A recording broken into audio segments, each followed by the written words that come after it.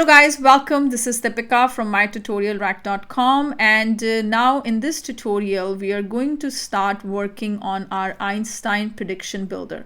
So first of all, what is Einstein prediction builder? It is used to predict something. Okay, if you want to predict your future sales, if you want to predict next quarter sales, or if you want to predict if customer is going to be a show or a no show, if you want to predict that if that patient is going to be a show or a no-show.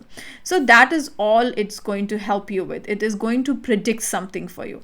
With Einstein Prediction Builder, you can make custom predictions about what happens next in your business without writing any code. So we're not going to write any code, and without writing any code, you will be able to predict what is going to happen in your business next. How much sales are you going to make? How much revenue you're going to produce? How much profit you're going to have next year?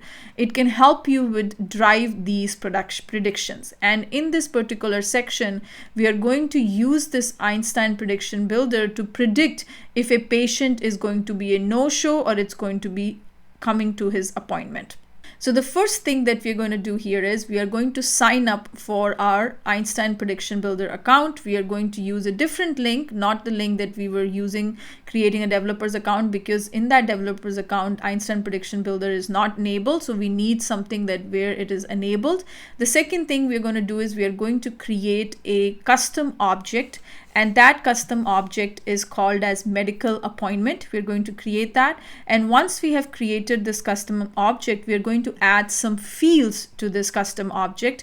We're going to add fields like age. We're going to add some extra fields because this is a real world application. So we'll have fields like, is that patient alcoholism is there? What's the appointment ID? What day the appointment was made?